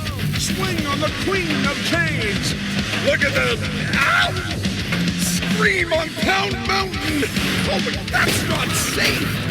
See the death-defying fire stunts of Dr. Infernum's Pyrotechnic Emporium! Is he actually on fire? Why is that person on fire? Earn new achievements and try out the new HG-12 shotgun and tactical lever-action rifle! Why do you need a shotgun at a carnival? I don't care, it's unlockable! Why does the carnival cleanup crew need hazmat suits? No, I'm done! This is a horror show! I'm getting out of here! If you can hear this, run! Warning. News and outbreaks and variants and behavior detected. Be alert for new challenges, modes, and threats in the weekly outbreaks. I mean, I know it's a horror theme, but there's some great humor in this. Oh, yeah. I mean, seasonal events are definitely the most fun to work on. I mean, it's just, we can just go crazy and go goofy. We got clowns. You got the monkey that bangs the cymbal with a chainsaw instead. Midgets on stilts, bearded ladies. We got it all. Tell me a little bit about what is the gameplay? What's some of the stuff that people can experience in the summer sideshow? So it's a limited time event. It's only going Right. to last for 1 month. So all this crazy stuff you're seeing here, it's 1 month. Yeah. And there's over 50 cosmetic items that people can gain from playing it totally free. All the Zeds have been replaced. All the voices have been redone. We also have mini games that are, thrown out throughout the Yeah, I map. saw the carnival games right at the start of the trailer. Yep. We've also got 2 new weapons that we're introducing. And we also have this other mode that we're really excited about. It's the weekly outbreak. Yeah, I saw the mode. weekly outbreak at the end of the trailer. What's the weekly outbreak about? So each week, new gameplay mode comes out with new challenges for the player. We have one, it's starting out with Cranium Cracker, and that's a headshot only mode. And So then no we have- damage unless it's headshot. Yeah, exactly. And then we have another one called Tiny Terror, where every time you shoot a Zed, they actually shrink. They become like little midget Zeds, which is really crazy. And whenever the players get hit, they shrink too. Oh, really? So, I mean, that's just 2 of them. We have 8 total, and it's over 2 months worth of content. And if they're really hard to beat, but if you beat it, you get really cool, precious items and stuff like that. So, of course, I have to ask, when can people play it? Actually, you can play it tomorrow. And it's free on Steam all week. Easy. Yep. So you got no excuse not to try it. Well, I mean, what if people are here at E3? Oh, well, they can play here too. Oh boy, that wasn't a tomorrow. setup on my part. Right. Yeah, whereabouts is it at on the E3 floor? That's at the PC Gamer Show. Oh, that's Booth, right. It's at yep. the PC Gaming Show booth. We have our own booth here at E3. Yes. Oh, I'm glad that 2 of you are Yep. very excited to hear that. The first of many, right? This is going to Yes. become a tradition. Indubitably. Yeah. I'm not in charge of the budget, so yes, of course. Well, I want to say, Bill, thank you so much for coming out. Congrats Absolutely, on man. all the projects and the progress. Bill Monk from Tripwire Thanks, Dan. Interactive. Thank you. Cheers. Let's head back up to the mezzanine for a little bit of social with Sonia. This year's PC Gaming Show is being broadcast on more platforms than ever before. We are on Steam, we are on Facebook and Twitch and Mixer. We are all over the place. This is awesome. And guys, if you're on Mixer, you gotta sweet talk the mods a little bit. Be kind of nice to them because they're gonna be giving away games throughout the entire show. Unfortunately, no free games for day 9, but sorry. Back to you, Sean. I'll happily buy them. Yay, video games! Now, if any of you got the chance to see the conferences leading up to today, there's a lot of exciting stuff going on. In particular, Microsoft has had a whole slew of games people are pumped for, including some that are going to be at this show, starting with the first ever incarnation of Forza Motorsport coming straight to PC. It's Forza Motorsport 7. Joining me to talk about it is the creative director of Forza Motorsport from Turn 10, Bill Giese. Come here, Bill. How's it going? Yeah, Bill, congratulations. Thank you. The announcement yesterday must have been really exciting for you guys. Huge announcements. We revealed a car to the world. Not an in-game car, No, car. an actual car. That's normally saved for car shows like Geneva and Paris. Yeah. We revealed a car here at E3, the Porsche 911 GT2 RS, to the world yesterday. It was awesome. You know, I've gotten the chance to play the previous Forza Motorsport games, and they always struck me as a racing game not focused on being cartoonish or strapping guns to the car. It's about hyper-realistic racing. Forza Motorsport is about precision, it's about competition, and we've rebuilt Forza Motorsport 7 from the ground up to really recreate that feeling of driving a car at peak. The cars, we have over 700 cars. Every single one of them, they're going to rattle and shake. It's going to scare the crap out of you. What are some of the things that you've done to bring that experience to PC? Well, going to PC has been awesome. Not only will it have mouse and keyboard support, but with multi-USB, we have every fan-requested wheel on the market. And it's been exciting for the team. That's a lot of USB It's a lot devices. of wheels, let me tell you. And we've been testing that. Last week alone, we brought in any USB device we had, and we played on a Guitar Hero guitar and a DDR pad. Now, you're not going to do that, obviously. That's but not how that's real not- racing racers do works. it. That's not the hyper-realistic part. But whatever you have in your closet, plug it in, you're ready to go. Now, what about for low-end PCs? There's obviously a lot of people who are on budget devices. I mean, what about for them? What's the optimization been like? Well, it's been great. Going to the high end of 4K, unlock frame rate, 21:9, but we've Yeah. also lowered our min spec as well to include i5. And no matter where you play, it looks and plays great. And speaking of looking and playing great, you're here at E3, and I understand you have some out-of-control rigs that people can actually play the games on. Absolutely. Come by the show. We've got 2 hydraulic rigs in 4K on Ultra 4K PCs. Hydraulic rigs? You didn't tell me that. Yeah, bring a vomit bag and come on and check it out. It looks awesome. Well, awesome. Bill, thanks so much for sharing with us. Thank you. Thank you, everybody. I'm incredibly excited of all the stuff Microsoft's doing. You just got the chance to look at Forza, and now coming onto the stage, I am replacing Bill with Ted Timmons. He's the PC design lead at Rare to talk about Sea of Thieves. Come on out, Ted. Hey, Sean. Ted Timmons. Thanks for having me. Welcome. It's a pleasure. So, Ted, talk to me a little bit about what is Sea of Thieves. Yeah, so we feel like we've made the pirate game you've always wanted. When you think about sailing around the open seas, you and your crew of crewmates, basically it's Pirates of the Caribbean meets the Goonies. What are some of the things that you're showcasing here at E3 in the game? Yeah, so for anyone who didn't see the briefing yesterday, we showed off great new features like riddle map storms and firing yourself out of cannons. Or a common pirate pastime. Yeah, pretty known. Now, I had to ask the same question to Forza Motorsport. What are some of the things, some of the features that you've added in to focus on the PC experience? Yeah, so we've got things like 4K, unlocked frame rates, or everything you expect, but we've also brought our gameplay footage in 21:9 as well, my personal favorite. Your favorite resolution, Yeah. one of the top 3 favorite resolutions Yeah, of it's probably yours? there with 32:9 and 16:9 as well, probably. So, tell me a little bit more about the PC version. Obviously, it's probably a challenge to try to develop for 2 different devices at once. Yeah, so we decided to change our approach to the game. We're actually building both versions in parallel because we felt that's how we deliver the same game on the same day. So it's not a port from one device to the other? Correct, yeah. We felt it was really important just to build them together from the very beginning. Just one single code path? One single code path, yeah. Awesome.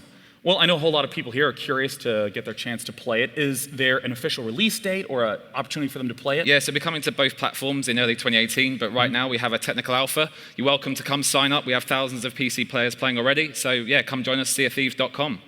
Once again, Ted Timmons. Awesome, thank you very much. From Rare, thank you. Cheers, guys. Seaofthieves.com.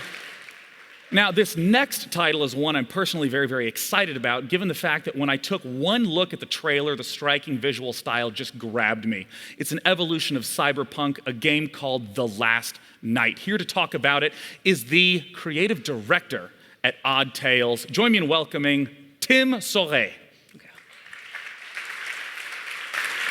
Hello, Pleasure, Sean. Tim. Hello. Welcome. Pleasure for me. Thanks for coming out. Let's ask the obvious question. What is The Last Night? The Last Night is what we call a cinematic platformer, which means it's not a game like Mario where you have to jump from platform to platform, but it's more story-driven. It's more reminiscent of old classics like Another World, Flashback, or Oddworld even. Oddworld, I was going to say, it reminded me quite a bit about it. And I saw that you guys had the big announcement reveal at Microsoft yesterday. I mean, that trailer was such a hit. It blew up. What was that like for you guys? Yeah, we are obviously super happy with the trailer reception. It's been absolutely incredible. Now, of course, I have some concerns I want to address. I am embarrassed by some tweets I made in the past. I want to apologize for those. They do not in any way represent who I am today or what The Last Night will be about. Well, let's talk about what the game is about. I know that the setting of The Last Night is super important to the character of the game. Tell me, where are we right now? I want you to imagine a world where machines are surpassing us in every possible way, Right. So not only physically, but also intellectually, emotionally, even creatively. So in a sense, like any job that you could possibly imagine, an AI does better. Absolutely. Including being a host for a PC gaming show. Including that.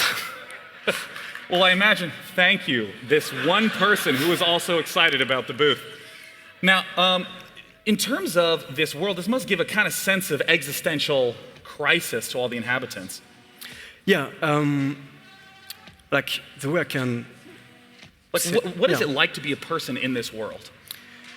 So, in a world where you're not valuable anymore in production, the only thing you can really do is to consume endlessly, right? So what we're trying to see with this game is how do you define yourself, when you don't have anything to create or to strive for. Yeah, and I can see, obviously there's the futuristic lighting and the visuals, but there's also that sort of drab, dreary tone. This art style is amazing. I mean, all of these assets are in 2D, but it has so many modern effects. How did you even think of this? So it all comes down to my background in VFX and advertising, basically. So I wanted to, explore what I could do with 2D and pixel art, and just augment that and enrich it with like modern techniques of lighting and compositing. Right. And we've talked a little bit about where we are, about the art style. Who are you? Who do you play as in The Last Night? Yeah, so the character you get to play is a young idealist, I would say. Yeah. And because of a childhood accident, he cannot enjoy the same gamified, augmented life than everybody else. Right. So because of that, he wants to change the world. And you want to have like an impact and a meaning. Absolutely. So on his way to do that, he's going to meet some questionable characters you have to trust or not on your way. What about the gameplay? What are the things that, if I'm the player, what do I do in The Last Night? So we took inspiration from some classic genre like point and click and adventure games. Yeah. But so you get, to solve puzzles and dialogues, of course. But we added a real-time component to it. Real-time in what sort of sense? What makes it a real-time puzzle? So it means that while you are busy breaking in an apartment, for instance, all the simulation is still happening around you. So police come around, and you have to be careful about that. So in a sense, like if I tried to break into the apartment at night, the police might be on patrol at that time. But if I came in the morning, there might be no police. But the resident might be home. Absolutely, yeah. So that means that if you see the police coming around the corner, you better, just hide, pretend to be a hobo, or maybe draw your gun. You also mentioned that the structure of the game is in one night after the other. What's that like? Yeah, so the game is structured around several nights, so it spans on several nights, and they are all interconnected, which means that what you tell people on the very first night, and what you do also is all remember. So if I'm just in a conversation, just walk away in the middle of it? Yeah, they will remember it. They'll remember, like 2 days later, they'll be angry. Yeah. That's fast. That must add a huge amount of replayability since the world is just changing based upon Yeah, we're taking inputs. a lot of pleasure to hide a lot of stuff in the city, and we hope the community will have fun to get that out collectively. So, yeah. Well, again, I love the art style. I love these story-driven adventure games. Thank you so much, Tim. Thank you, Sean. I'm looking forward to it. Cheers. Thank you. Bye. Once again, that's oddtales.net for more information about The Last Night. Now, this next game surprised me. I'm sure it will surprise you because of its style. It's from the makers of Arma, the realistic military simulator, and DayZ, the zombie survival game. This one has a much more playful tone, though. Let's look at the next title from Bohemia Interactive. It was the mother of all storms.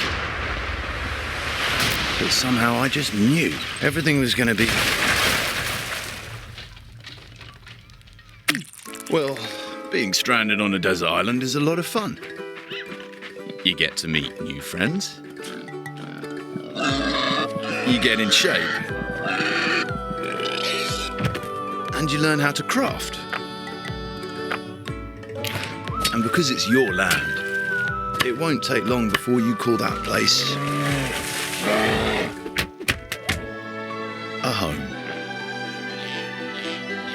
But that's just the beginning, because here, you can do anything.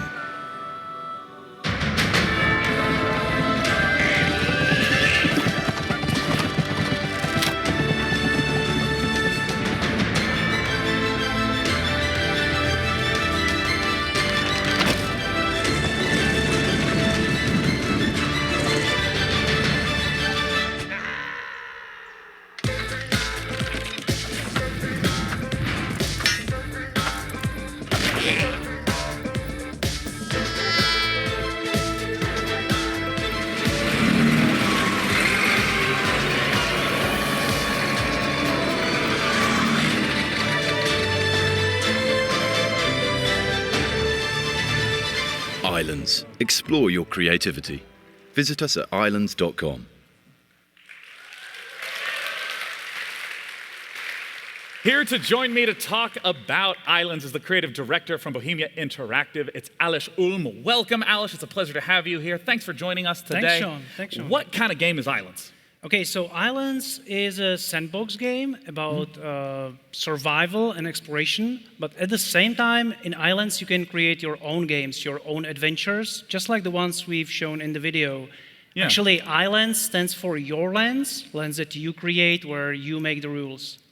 And it's almost like a sandbox game, not where you're necessarily building a structure, but you're trying to build an experience. Yes, exactly.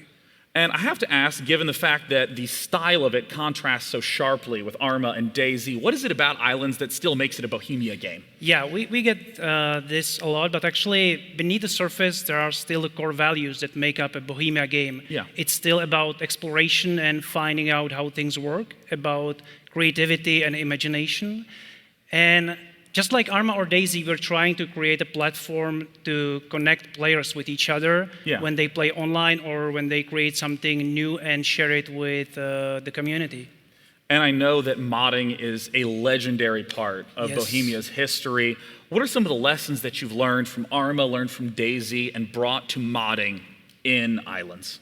Well, we have our own editor. It's not a standalone application. It's a part of the game. Oh, really? I mean, I'd assume that it was just outside all other editors. No, we would like players to be able to prototype their creations really quickly. Yeah. And so in the editor, the players can obviously create something new, but they can also decide to open and modify existing games, ones that we created or ones that other players made for them. Yeah, I mean, we got the chance to see some scenarios in the initial trailer. Like, those are the ones that you're referring to. Yep. That is fantastic. I mean, tell me a little bit about what it is that we're seeing right here on screen. Well, this is just some random multiplayer game. There are two guys. Initially, there were three. I think one just like fell down the bridge. They are trying to get some kind of treasure, and yeah, they are setting the explosives. Mm-hmm. I mean, I want to ask about, I know you guys are here at E3. Hey, look, it's the treasure. I know you guys are here at E3. What are some of the things that players can get their hands on at this event? Well, we'll be showing some of the games that we created with the Islands game editor, but at the same time, we'll be showing how they can use the editor to create those games. That's awesome. And I mean, I know there's a way for people to play right now, is that right? Yeah, actually, they can already play the alpha version of the game. It's available as a part of our Bohemia Incubator program. They can find more information on our website, islands.com. And later this year, we are coming to Steam Early Access. That's awesome. And remember, that's islands.com with a Y. We're good. You can remember that. So I want to say, Alish, thank you so much for coming out to Thanks talk for about having us. Islands. It's been a pleasure. And of course, I hope you're as excited as I am to come up with some total nonsense when I sit down to play. Our next world exclusive is going to be up in the mezzanine with Sonia. Thank you, Sean. I am so honored to be a part of this world exclusive reveal from developers Clay. You might recognize their name from games like Don't Starve or Don't Starve Together for lonely folk like myself. And last year at the PC Gaming Show, they actually revealed their sci-fi colony sim game, Oxygen Not Included. And this year they are back. And they are back with a bang. And I am so excited to reveal their upcoming sci-fi RPG game. It is called Griffland.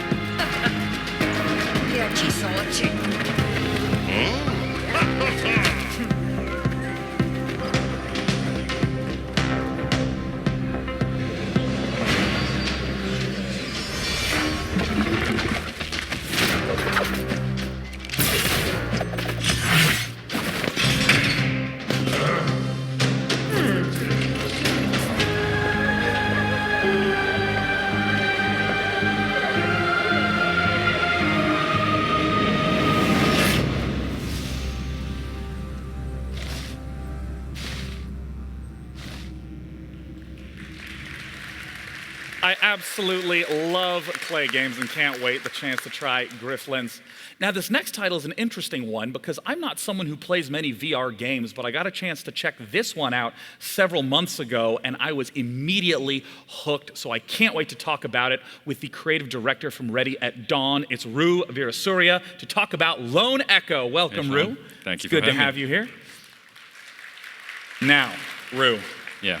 I've gotten the chance to play Lone Echo, but a lot of people here maybe haven't seen it or heard of it. Just walk us through what is the game. So the game, the Lone Echo, is a single player experience in VR where you play a cybernetic AI on a mining station in the rings of Saturn, and basically in the game you're allowed to move in zero G freely. You can interact with everything inside the environment, and also you'll see that you have an NPC that you can interact with. You can use your hands basically to go everywhere you need to go. This was the thing that was so amazing for me. You stand still and then you use your arms to grab onto objects in the environment, to push and pull yourself around. And it was really amazing to move that way. I've never seen this before. Exactly. I mean, that's basically where the genesis of the project was. We built the mechanic to build the game. So the mechanic was this idea that came from watching ISS space station astronauts, moving around. And we just basically made this motion that allows you to navigate using your hands just like you would use your legs. So it's been a few months since I got the chance to play. What's been happening in terms of the single player? Here you got some fancy new voice actors lined up. Yeah, we did actually. When we wrote the story for it, we actually had an actor in mind, somebody that a lot of people out there know, Troy Baker, and Troy decided to take on the role for the AI. And of course, another thing that we get the chance to talk about is the multiplayer component to Lone Echo called Echo Arena. Rue, how does this game work? Basically, it's a futuristic VR sport where you play, 10 people play in 2 different teams to get a disc inside each other's goals. Now, you might be a little bit confused as to how exactly that works, but don't worry. We're going to take an even closer look at what the gameplay is like for Echo Arena.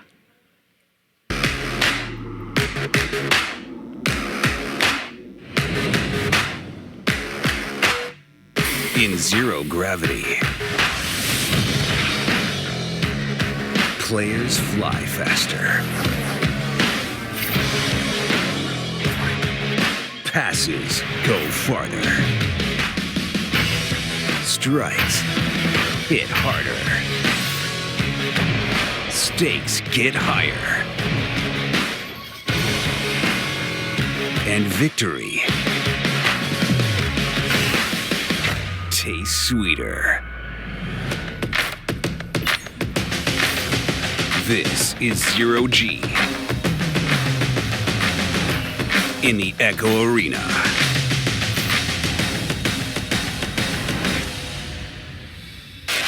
Anomaly detected. What the hell? Jack, are you seeing? Jack, cut the panel. That's it.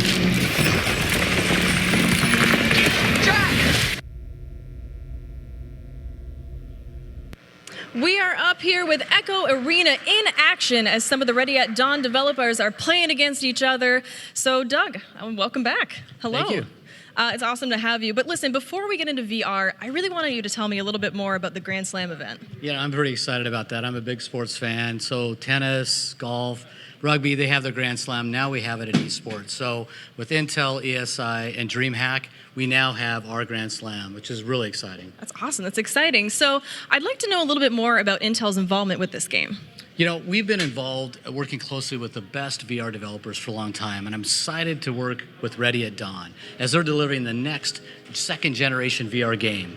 They've been an ideal partner to enhance that experience to scale to the most performant CPUs like the i7 and i9. That's amazing. So I was really excited to hear about your announcement earlier. Yeah, Ready at Dawn, Intel, and Oculus, we announced that Intel is sponsoring a free release of Echo Arena to all Oculus Rift users when it launches on July 20th for a limited time. And this is because we want as many users as possible on this system. We want to ensure that everyone, including these guys behind us, the gamers behind us as you see, that they try and experience the future of VR and esports. So speaking of esports, I would really love to hear more about Intel's involvement with esports. Intel has a long history as a leader in esports. We worked with companies like ESL for the Intel Extreme Masters. And we're excited about Echo Arena and the growth of VR esports. And that's why we're expanding our partnership with ESL and Oculus to launch the VR Challenge League. It kicks off in July, and it features Echo Arena and the Unspoken. And it gives esports enthusiasts the opportunity to compete in VR at key upcoming events, with the finals happening in Poland in 2018 at the Intel Extreme Masters. Okay, well, that sounds kind of awesome. Well, thank you, Doug. I cannot wait to play this game. It's going to be coming out July 20th, and you can pre-order it right now, and Rift owners can actually try the open beta on June 23rd. So back to you, Sean. Thank you, Sonia. And once again, I got the chance to play Lone Echo, and I want to stress, you just have to play it. The single-player experience is especially mind-blowing. So once again, that's Lone Echo. Our next guest announced a game 2 years ago under the title Project Blue Streak, and we now know it as Lawbreakers. Here to talk about not just gameplay, but cold, hard dates is the CEO of Boss Key Productions himself, Cliff Blazinski. Welcome to the stage. Thanks for having me, man. Thanks. Now, Cliff, I know that you guys in the past have been doing a lot of alphas and betas. How have those been going? They've been going well. The alpha, it was all right. And then the first beta was good. The second beta was great. We're doing our final closed beta June 28th. If you have a key, sign on to Steam, download the latest update. And then we're doing our Rise Up event, which is a full open beta June 30th. Hop online, play the game, let us know what you think.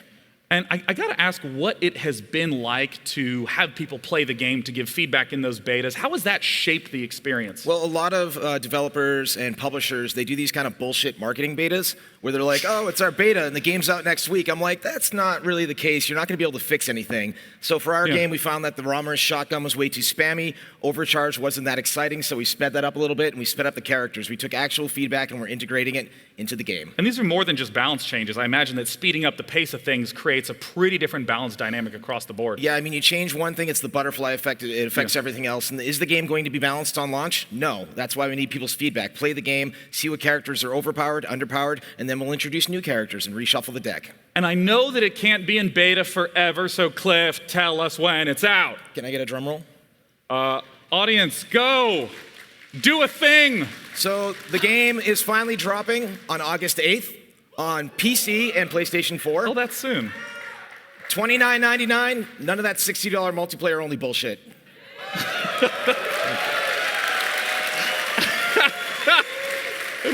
And if you didn't see it online, Cliff took a bow. Cliff, yes, $29.99. Well, if you haven't gotten the chance to see the game and follow it throughout the recent PC gaming shows, let's take a look at some people who got the opportunity to play Lawbreakers, and we'll have them speak for themselves. Oh, the speed of this game is intense. 1,000 decisions a minute. This is hardcore PvP. Your instincts take over. It's primal. It's exhilarating. Full frontal fury. A million miles an hour. Literally from every angle. I was shaking after the matches ended. It was like a high. One of the fastest games that I've ever played. Are you ready for another one? I'm like, I just need a minute, man. I'm shaking. I'm shaking over here.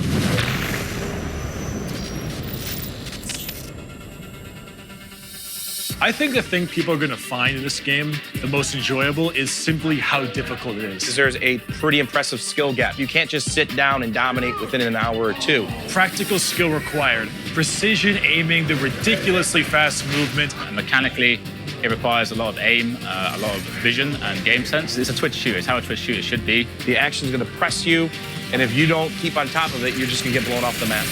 I think team comp is definitely a huge thing for this game. As we're flying around in zero gravity, it's kind of a new situation for us. How do you keep up with your tank and protect them and heal them, also protect your healer and peel off them while DPS is still being affected and they're being supported? It gets crazy very quickly. The gravity is the biggest thing because that adds so much verticality, and you combine the different movement systems of each character where some characters have teleports and some characters have dashes. This gets really wild and insane. Now, literally anywhere you look is potentially an attack point. I am literally under the map, saving myself from a grappling hook, whipping myself into the air, shooting at anyone below. You need to check every possible corner. People are going to fly you with jetpacks, going to fly at you with double swords. You're going to have someone that could just jet up in the sky, and all of a sudden now you have to worry about getting up there. There's some abilities that I just haven't seen before. Medic role is actually phenomenal. It was battle medic, they call it. So it's not one of those medics where you have to sit back. It's not even a thankless role anymore because I'm out there slaying, killing with the rest of my team while keeping them alive. Wraith's got a really good one. With the sliding and the jump into 0G, that's great. Getting like through the map that fast is ridiculously fun. I've been using the Vanguard to drift off the side, so I've been coming up behind the enemy. It took like 3-4 rounds before they caught on. With the gunslinger, he's a very precision character, so just spinning around and popping someone in the head real quick, it feels great. The game is just aggressive all the time. And this game gives you so much variety of motion. I never felt more tested. It makes you think in a completely different way. The fastest speed I've ever seen in my life. Crazy when you're playing it.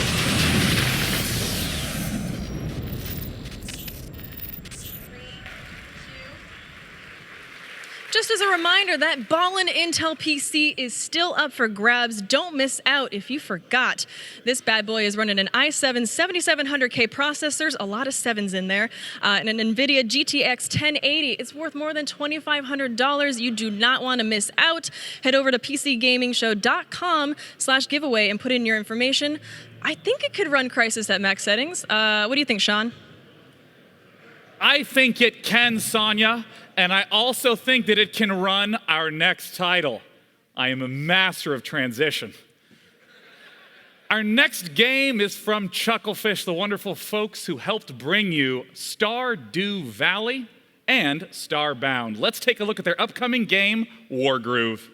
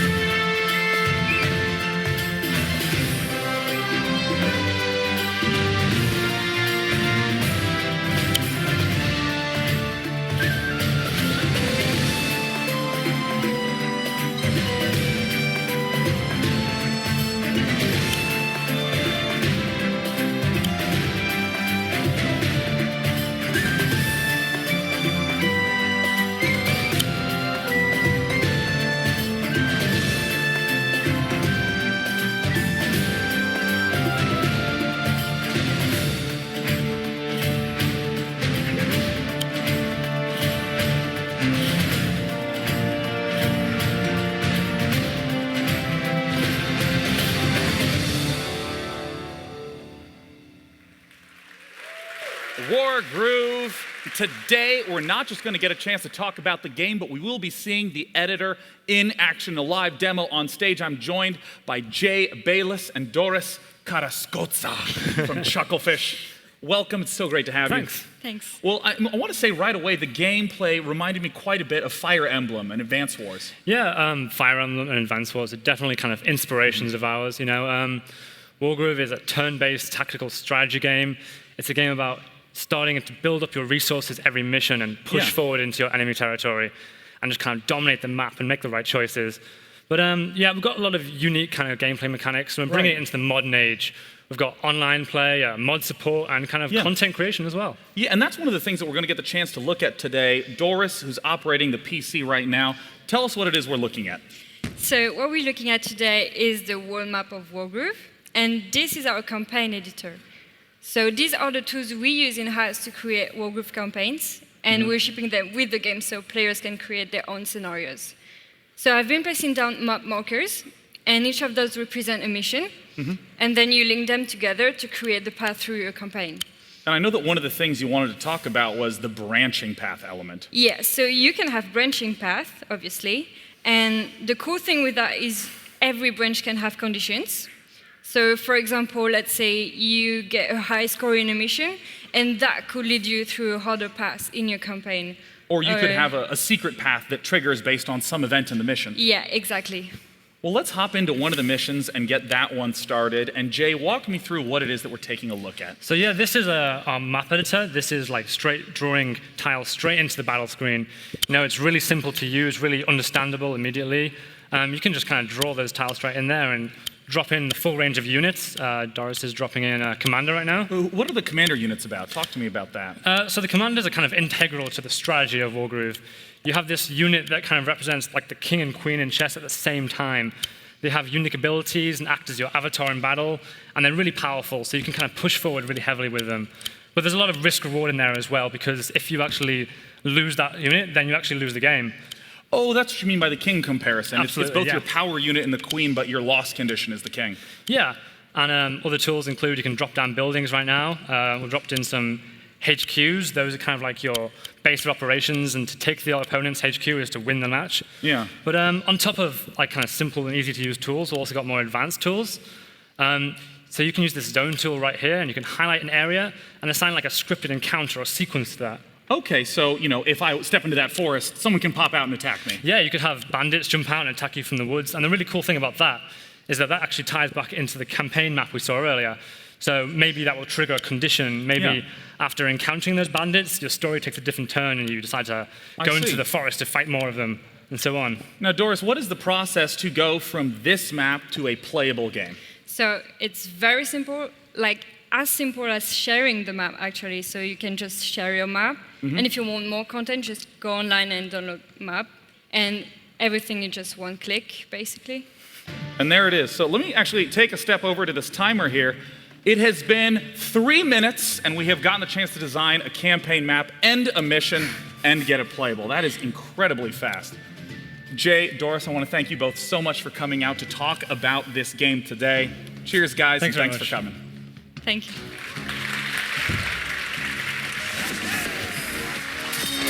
For full coverage of every video, announcement, and moment from the PC Gaming Show, visit PCGaming.com.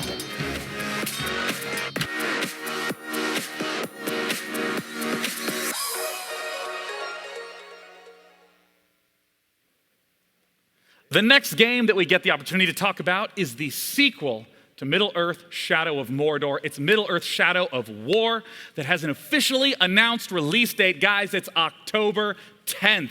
Here to talk to me about it is Michael DePlater, the Vice President of Creative at Monolith. What is up, Michael? Hey, thank you very much. Thanks for the chair. Hell yeah. Well, the chair is a nice break from all that grueling standing. Yeah. And it gives us to do one of the most iconic things in PC gaming, this posture. There. Thank you.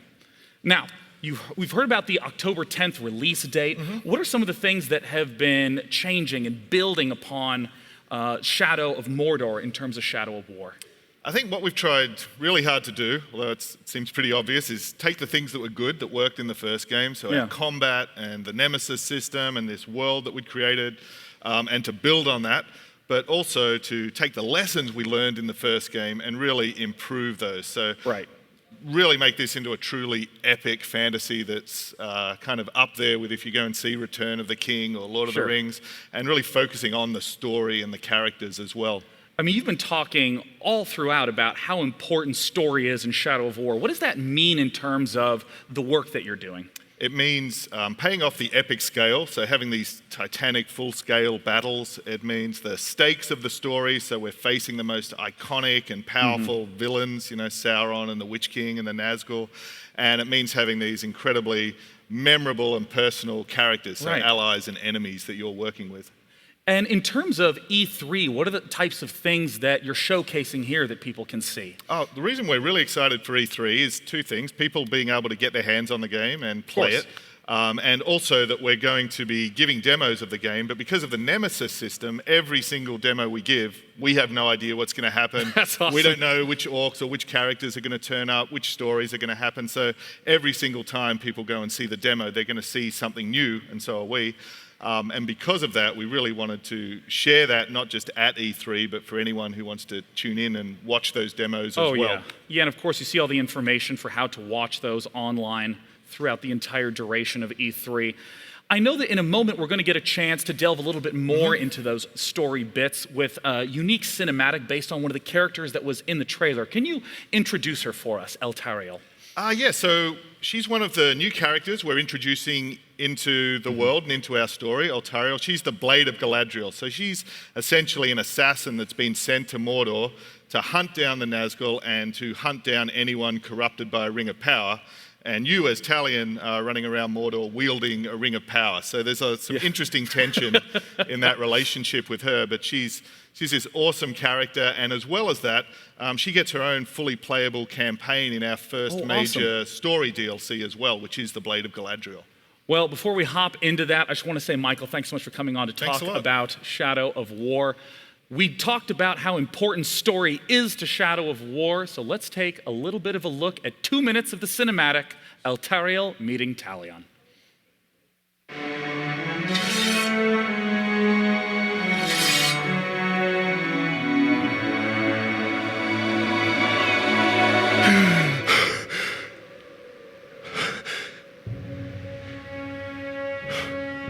So it is true.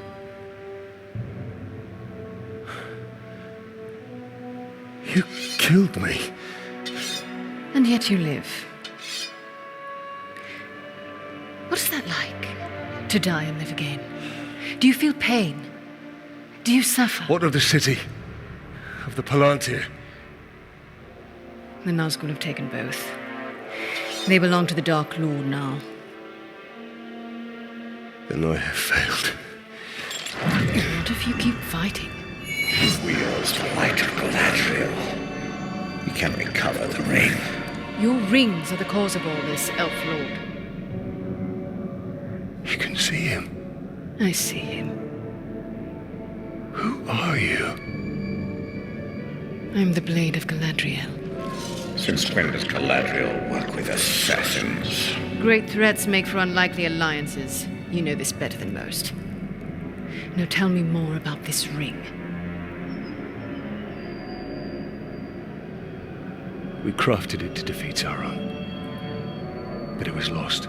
The Nazgul will be drawn to the power of the ring. We cannot let it fall into Sauron's hands. The light of Galadriel, give it to us! Stay your hand!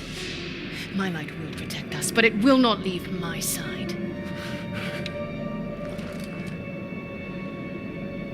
We must move quickly. Try to keep up.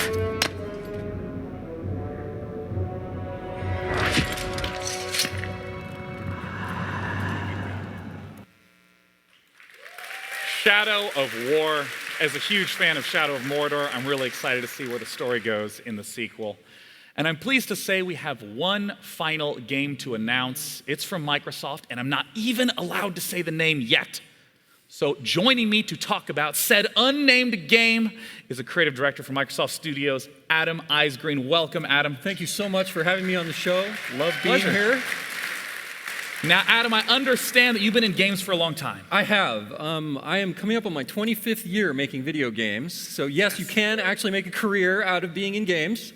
And, you know, I got my start in the DOS days. Remember DOS? Like, oh, yeah, dude, I played Zork all day. So I got my start in the DOS days doing role-playing games, D&D games, but I spent a heck of a lot of time making real-time strategy games. I was at Westwood Studios for years working on the Command & Conquer series.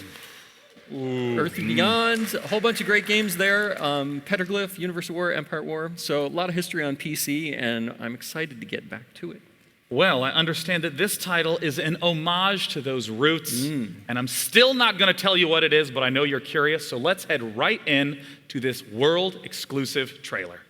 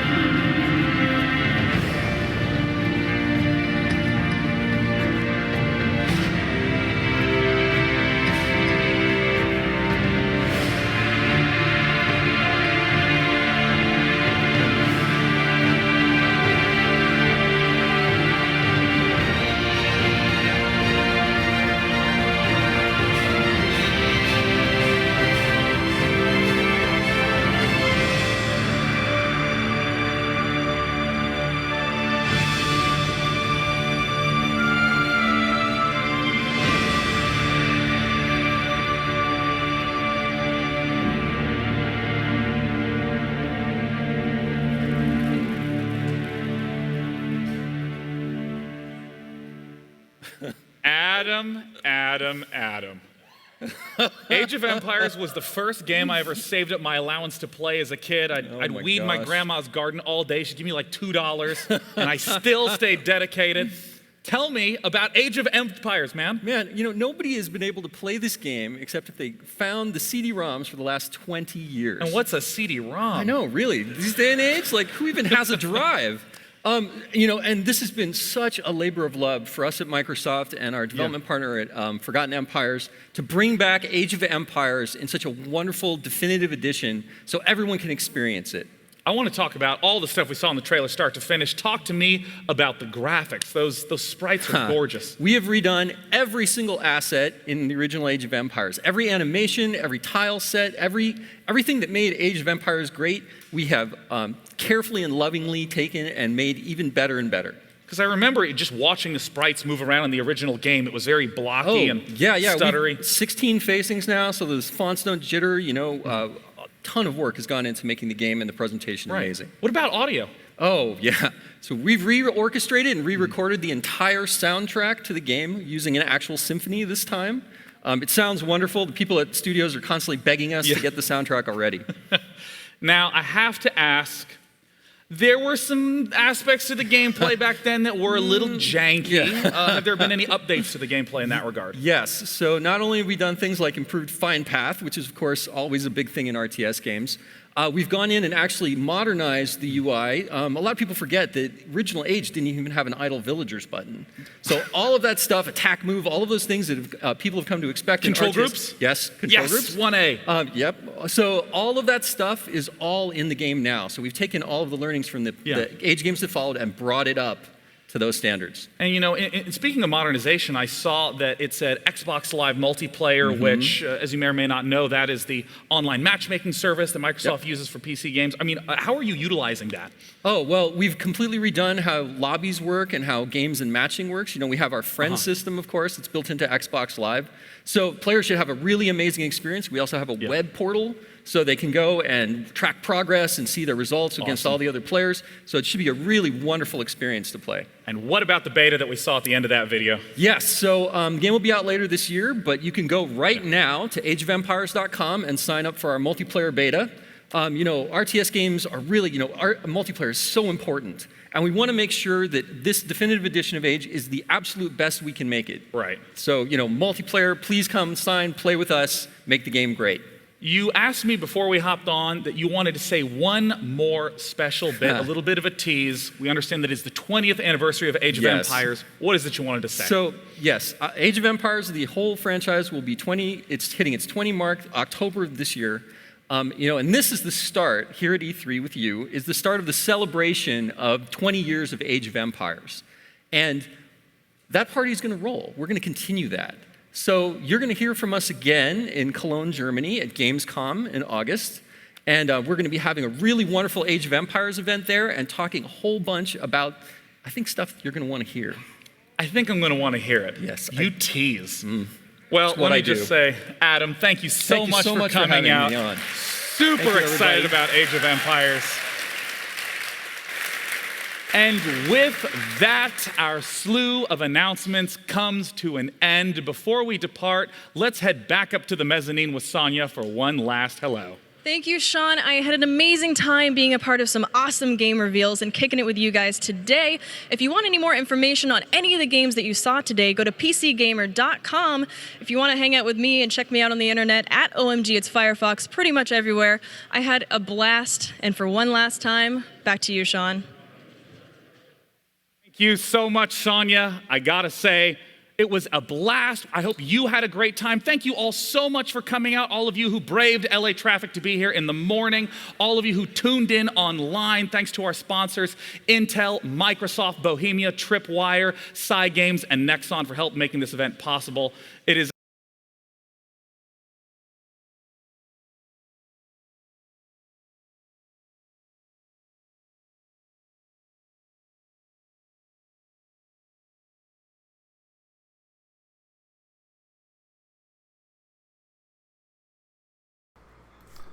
Okay, there we go. I got our audio back up. Everything's working now. Oh my god, that sucked. that I was ready to fall asleep during that presentation. I did fall asleep. I'm sorry, PC Gamer. I love you guys. You guys have a lot of good news and stuff, but the conference was just not exciting. It was so small. So here's the thing. I'm really excited for the XCOM content. That sounded amazing. Yeah, but that was at the beginning. That was at the very beginning. Cliffy came in about halfway through, and I was excited. Talked about Lawbreaker, and when he announced the price point of Lawbreaker, I was really happy with that. I was already falling asleep. What was it? You were it's $30. None of this $60 for multiplayer only bullshit. His words. So I mean, yeah, Cliff is my fucking hero, man. Well, yeah, he is my fucking hero. So super cheap. It's gonna be super cheap. It's going to be awesome. And, I mean, Lawbreakers already looked like it was going to be a great game anyways. Beta was really fun. Exactly. And it's going to be on PlayStation 4, so, you know, my console stupid self... You peasant. Self Stop being a fucking is peasant. going to be really enjoying that game. But yeah, other than that was it. There was Total War Warhammer 2, which looks phenomenal. But it is also more Warhammer. We got to see a cutscene of Shadows of War, which actually brought a lot more story element than what I felt we should have had. Microsoft? Yeah, than what we saw at Microsoft. Microsoft had gameplay. This had a story element, which was great. I fully enjoyed that. That was a lot of fun. So... aside from that, we had a lot of indies. We had VR. Ready at Dawn came out to show Echo Point, and like that looked fun for a VR game. But if there's just wasn't enough. Yeah, if we needed more. Oh, it sounds like there's a new Humble Bundle going on, which I'll need to take a look at. Yeah, but are you really surprised that there's a new Humble Bundle? Oh God, no, I'm not surprised. Like, but holy I'm fuck, always, come on, it's one of the biggest times of the year. I'm always excited when there's a new Humble, especially for E3 bundle. Yeah, that they go, oh my God, look at all the crap. You need to buy this stuff. Oh, what? Yeah, I'm gonna have to take a look at that fully. So, anyways, yeah, I'm not too excited from anything major that we saw here. But, I don't know, it was exhausting. Yeah, hopefully we'll see. Well, we got Ubisoft in a bit. We have Ubisoft in a little bit. We have and then Sony coming out later, much later. Yeah. So and then we'll see what kind of press conference Ubisoft has. I have a feeling they're going to tone it down and bring it back to its roots of just a regular press conference because they need to play it safe. Dude, I'm sure. Well, I know the audience, if they were watching the little side here, they definitely saw you fucking sleeping. I was exhausted. You were drunk. No, I was just tired. You got a problem, man. You got a problem. Why? We watched freaking Digital Devolver last night. Good point. Good point. That was exhausting. That was. Yeah. Anyway. And look, the guy's still there. I'm surprised they're still alive. I'm like. I didn't survive. I'm very surprised. Anyways, we will be back with Ubisoft, and we will catch you guys very soon. Yeah, we're expecting tons of awesome shit from Ubisoft. Hopefully.